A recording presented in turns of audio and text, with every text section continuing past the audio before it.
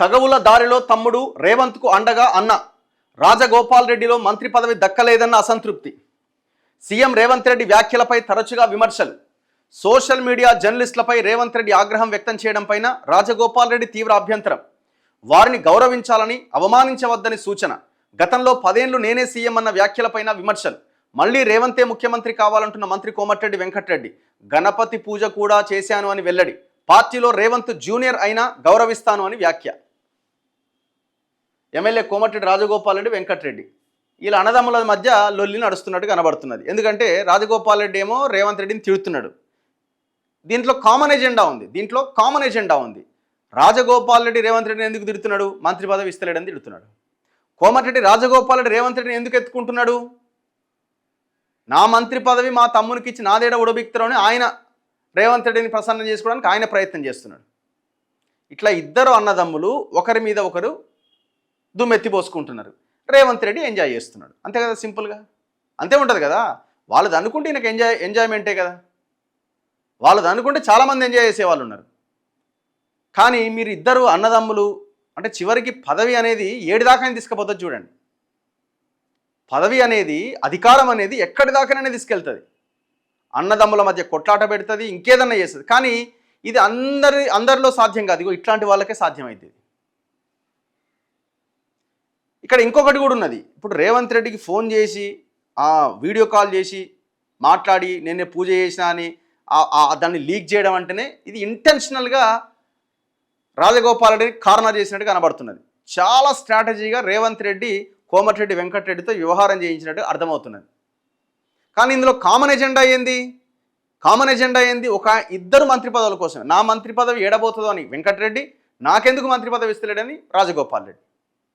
ఇదే కోమటిరెడ్డి వెంకటరెడ్డి గతంలో రేవంత్ రెడ్డిని తిట్టినోడే కదా. ఇదే కోమటిరెడ్డి రాజగోపాల్ రెడ్డి గతంలో రేవంత్ రెడ్డికి పెట్టుకున్న కుంకుమ గారిపోతుంటే ఇట్లా చేయితో ఇట్లా తీసినోడే కదా. అంతకుముందు మళ్ళీ తిట్టినోడే కదా. అల్టిమేట్గా ఏంటంటే వాళ్ళ ఎజెండా అమలు కానప్పుడు తిడతారు, అమలవుతున్నప్పుడు భుజాల మీదకి ఎత్తుకుంటారు. నేను సీనియర్ని, నాకెందుకు ముఖ్యమంత్రి పదవి రాదు, నాకెందుకు పీసీసీ పదవిని అమ్ముకున్నారు అని వెంకటరెడ్డి ఆనాడు మాట్లాడలేదా? ఇవాళ అంటుండు గణపతి పూజ చేసినా నువ్వే 100 సార్లు ముఖ్యమంత్రి కావాలంటుండు. చూడు ఎట్లుందో కథ.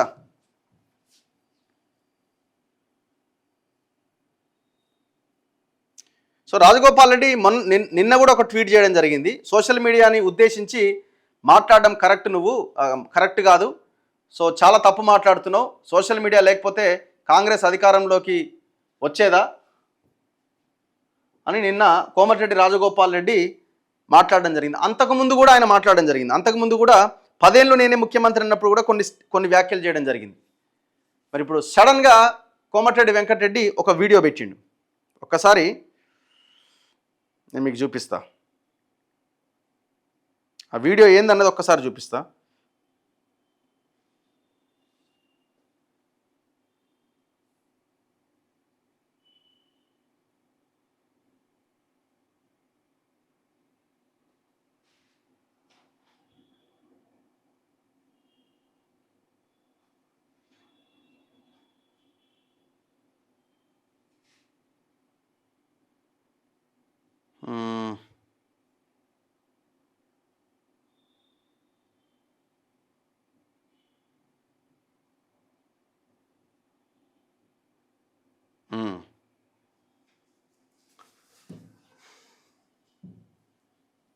ఇగో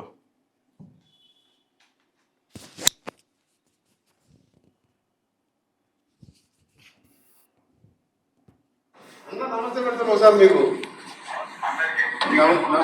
నమస్తే అన్న. నమస్తే.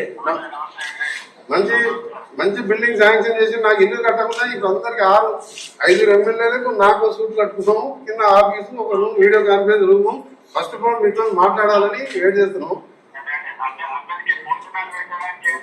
చేసాం 5,000 మందికి వెజిటేరియన్, 4 మంది వెజిటేరియన్ భోజనం పూజ. ఇలా గణపతి పూజ, ఓం పూజ. నువ్వు మొదటిసారి సీఎం కావాలి.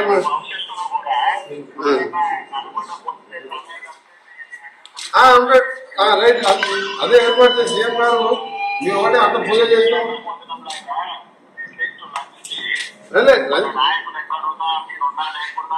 అలాగే వంటలు చేస్తాం. లేదు అన్ని చేసినాము.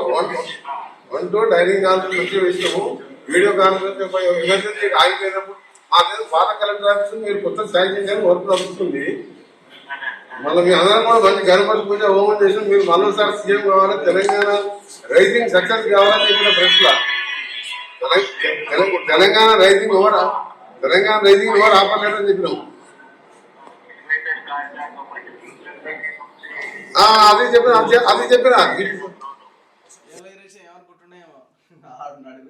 డ్రామాలంతా ఏం డ్రామాలు చేస్తున్నారు బాబా ఇలాంతా చూడండి.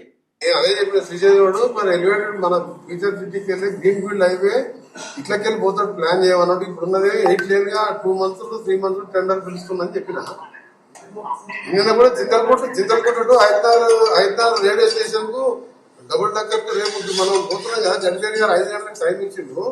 ఆ డబుల్ డక్కర్ కి 600 కోట్లు శాంక్షన్ చేస్తానని చెప్పిండు. Okay, thank you very much.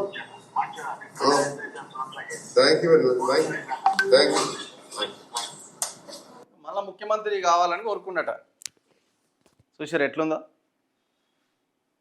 ఇట్లుంటుంది ఇల్లది. ఇప్పుడు అన్నదమ్ముల మధ్య ఇది పెద్ద శిక్ష అయిపోయింది. మరి రాత్రి మరి ఫోన్ చేసుకున్నారా లేదా, ఏం జరిగిందో ఏందో ఆ ఇంట్లో మనకు తెలియదు. ఇక తర్వాత అన్ననేమో తమ్ముడేమో రేవంత్ రెడ్డిని వ్యతిరేకిస్తున్నాడు, అన్ననేమో రేవంత్ రెడ్డి కావాలంటుండు. మంచిదే, ఇది పరిణామం అనేది మంచిదే. నెక్స్ట్ మిగతా వార్తల్లో